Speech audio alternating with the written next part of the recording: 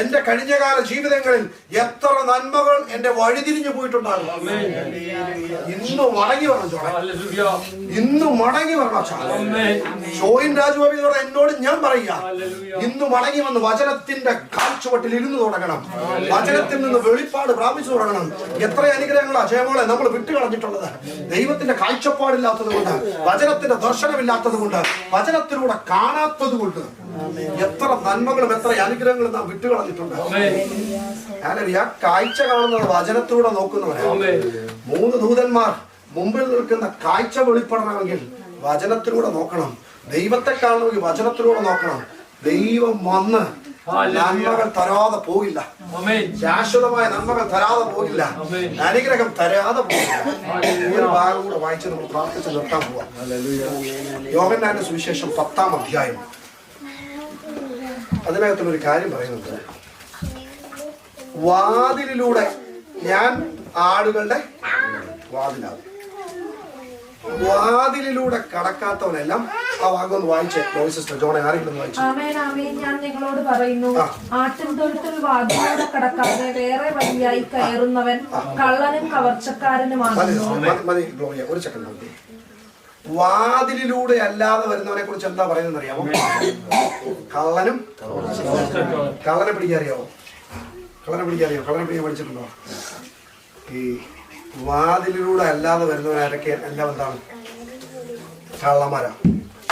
കള്ളനെ പോലീസ് ഞാൻ പഠിപ്പിക്കാം. ഇങ്ങോട്ട് നോക്കാം. വാതിലിലൂടെ അല്ലാതെ വരുന്നവരാരാണെന്നാ പറയുന്നത്? കള്ളനും കവർച്ചക്കാരനും. ഈ പ്രവചനവരം കിട്ടും. പ്രവചനവരം ഉണ്ടാകാം, അന്യഭാഷവരം ഉണ്ടാകാം. ഞാൻ പറഞ്ഞ പോയിന്റ് മനസ്സിലായിക്കോളെ. പറയുന്ന സാധനം അച്ചിട്ട് അതേപോലെ പ്രവചിച്ചു കഴിഞ്ഞാൽ നമ്മൾ എന്താ പറയുന്നത്? നാട്ടിൽ പറയുന്ന വാക്ക് പറയില്ല, കത്രികയും എന്താ പറയുന്നത്, പച്ചിലയും കത്രികയും പോലുള്ള പ്രവചനങ്ങൾ. പറയുന്ന സാധനങ്ങൾ അതേപോലെ നടക്കും. അതേപോലത്തെ പ്രവചനം, അതേപോലത്തെ അന്യഭാഷ. കൈവച്ചാൽ രോഗി അന്നേരം സൗഖ്യമാകും. പക്ഷെ എന്തുണ്ടാകത്തില്ലെന്നറിയാമോ? കള്ളൻ ഇതെല്ലാം കിട്ടും. മനസ്സിലാവുന്നുണ്ടോ?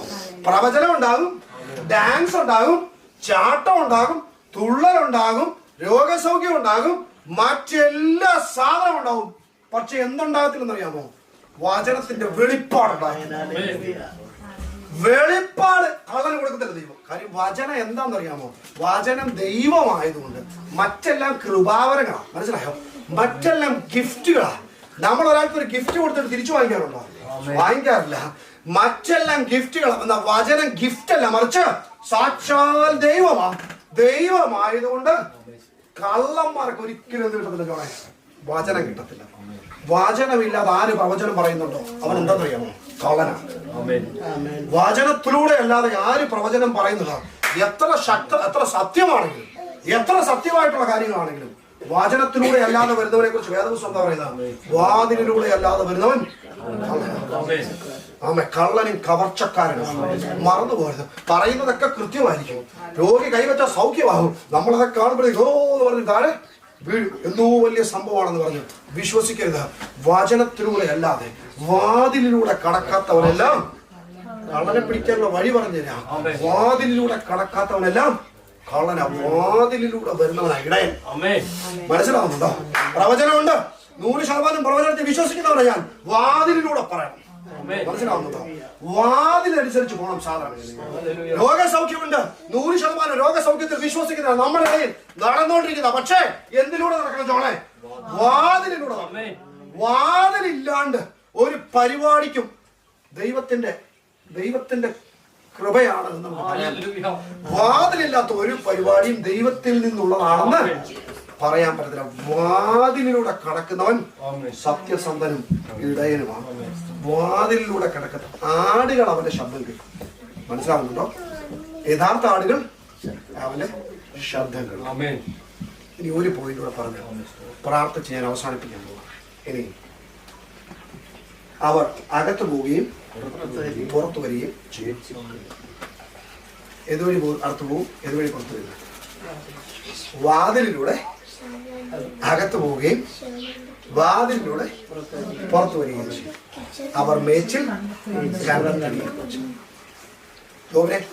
മേച്ചിൽ വേണം. മേച്ചിൽ എന്ന് പറഞ്ഞാൽ എന്താണെന്ന് അറിയാമോ? എന്താണെന്ന് മനസ്സിലായിട്ടുണ്ടാവുമല്ലോ. ഈ ലോകത്തിൽ എന്താ മേച്ചിൽ എന്നറിയാമല്ലോ. മേച്ചിൽ എവിടെ ഉള്ളതെന്ന് അറിയാമോ? വാതിലിലൂടെ. ആ വാക്കൊന്നുകൂടെ വായിച്ച്. അവർ അകത്ത് പോവുകയും ഞാൻ വാതിലാവുന്നു, എന്നിലൂടെ കടക്കുന്നവൻ രക്ഷപ്പെടും, അവൻ അകത്ത് വരികയും പുറത്തു പോവുകയും മേച്ചിൽ കണ്ടെത്തുകയും ചെയ്യും. മതി സിസ്റ്ററെ. അവൻ അകത്ത് വരികയും പുറത്തു പോവുകയും മേച്ചിൽ കണ്ടെത്തുകയും ചെയ്യും. ചിലര് അകത്ത് പോകുമ്പോ വചനമുണ്ട്, മനസ്സിലായില്ലേ? അകത്തുള്ളപ്പോ എന്തുണ്ടെന്ന് അറിയാമോ? വചനമുണ്ട്, പുറത്തതില്ല. മനസ്സിലാവുന്നുണ്ടോ? അകത്തും പുറത്തും വചനത്തിന് അടിസ്ഥാനമല്ലാതെ ദൈവം ഒരു അവനെ കുറിച്ച് വാതിൽ കാക്കുന്നവെന്ന് പറയുന്നത്. മനസ്സിലാവുന്നുണ്ടോ? അകത്തു പോകുമ്പോഴും പുറത്തു വരുമ്പോഴും. സങ്കീർത്തനത്തിലൊരു ഭാഗം വായിച്ചു, നിങ്ങൾ എവിടെയും വായിച്ചിട്ടുണ്ടോ? നീ അകത്ത് പോകുമ്പോഴും പുറത്തു വരുമ്പോഴും നീ അനുഗ്രഹിക്കപ്പെടും. വായിച്ചിട്ടുണ്ടോ? ഏത് വഴി പോകുന്നതാണെന്ന് അറിയാമോ? വാതിലിലൂടെ പോകുന്നവൻ. മനസ്സിലാവുന്നുണ്ടോ? അകത്ത് പോകുമ്പോ കയ്യടിയുണ്ട്, വചനമുണ്ട്, പ്രാർത്ഥനയുണ്ട്, അന്യഭാഷയുണ്ട്. പുറത്തു പോകുമ്പോ ഈ ഒരു സാധനവും. മനസ്സിലാവുന്നുണ്ടോ? ഷോയിൻ രാജുബേബി എന്ന് പറഞ്ഞ എന്നോട് കൂടെ പറയുന്നത്, ഞാൻ പുറത്തു പോയി കഴിയുമ്പോ എന്റെ പുറത്തെ കൂട്ടുകെട്ടിൽ വചനവുമായി യാതൊരു ബന്ധവും ഇല്ലാത്ത പോക്കാ പോകുന്നത്. മനസ്സിലാവുന്നുണ്ടോ? ശാപമാ, അനുഗ്രഹമല്ല, ശാപമാ. ഒന്നുകിൽ നീ ശീതവാനായിരിക്കണം, അല്ലെങ്കിൽ നീ ഉഷ്ണവാനായിരിക്കണം. നീ ശീതോഷ്ണവാനായി മാറിയാൽ നിന്നെ എന്റെ വായിൽ നിന്ന് നുകർന്നു കളയുമെന്ന് ദൈവത്തിന്റെ വചനം വെളിപ്പാട് പുസ്തകത്തിലൂടെ പറയുമ്പോ കളിയാണെന്ന് വിചാരിക്കരുത്, തമാശയാണെന്ന് വിചാരിക്കരുത്. ഈ തലമുറയിൽ ചെറുപ്പക്കാരനായ ഞാൻ, ഈ ലോകത്തിന്റെ ബോധങ്ങളിൽ സഞ്ചരിക്കാവുന്നതും ഒരു കാലത്ത് സഞ്ചരിച്ചുകൊണ്ടിരുന്നവനായ ഞാൻ ഇന്ന് ശക്തമായി നിങ്ങളോട് ദൂത് പറയുമ്പോ മറന്നു പോകരുത്. ഇത് ചെറിയ കളിയാണെന്ന് മറന്നു പോകുന്നത്. നമ്മളെല്ലാം വിചാരിക്കും ദൈവം ഉണ്ടോ, ദൈവം ഇല്ലയോ, ദൈവം ഉണ്ടെങ്കിൽ എന്തെങ്കിലുമൊക്കെ നടക്കുമായിരിക്കും. ഇല്ല കേട്ടോ. ദൈവം നിന്നെ സന്ദർശിക്കുന്ന നാളിൽ ദൈവം നിന്നോട് ചില ചോദ്യങ്ങൾ ചോദിക്കുമ്പോ മറുപടി കൊടുക്കാൻ ഒരുങ്ങിയിരുന്നോണം കേട്ടോ. ദൈവം എന്ന് പറയുന്ന സത്യമാണ്, ദൈവം എന്ന് പറയുന്നത് വാസ്തവമാണ്, ദൈവം എന്ന് പറയുന്നത് ജീവനുള്ളവനാണ്. അവൻ ചോദിക്കുമെന്ന് പറഞ്ഞാൽ ചോദിച്ചിരിക്കും. ഇവിടെ പറഞ്ഞ വാക്ക്, അവൻ അകത്ത് പോകുമ്പോഴും പുറത്തു വരികയും ചെയ്യും. എന്നിലൂടെ, വാതിലിലൂടെ അകത്ത് കിടക്കുകയും പുറത്തു പോവുകയും ചെയ്യും. അകത്ത് പോകുമ്പോഴും വാതിലൂടെ വേണം മമ്മി. അകത്തിരിക്കുമ്പോൾ കയ്യടിയും പ്രാർത്ഥനയും ആരാധനയും എല്ലാം ഉണ്ട്. പുറത്തു പോകുമ്പോഴും ആ സാധനം ഉണ്ടാകണം. കാര്യം അറിയാമോ? പുറത്താ മേച്ചിലിരിക്കുന്നത്. ഈ ലോകത്തിൽ ജീവിക്കുമ്പോ പുറത്താച്ചാ മേച്ചിലുള്ളത് അല്ലേ? സഭയ്ക്കകത്താണോ ജോലി ഇരിക്കുന്നത്? അല്ല. ആണോ? നിങ്ങൾ ആരെങ്കിലും അങ്ങനെ ചിന്തിച്ചോളൂ, സഭയ്ക്കകത്താ ജോലി ഇരിക്കുന്നത്? സഭയ്ക്കകത്തുനിന്നാണോ ശമ്പളം മേടിക്കുന്നത്? അല്ല, പുറത്ത് ലോകക്കാർ നടത്തുന്ന സ്ഥാപനത്തിൽ നിന്നോ ശമ്പളം മേടിക്കുന്നത്? ശരിയല്ലേ അച്ഛാ? അല്ലേ? പുറത്തുനിന്നാ ജോലി, പുറത്തുനിന്നാ ശമ്പളം, പുറത്താ നമ്മുടെ ബന്ധങ്ങളൊക്കെ കിടക്കുന്നത്. മനസ്സിലാവുന്നുണ്ടോ?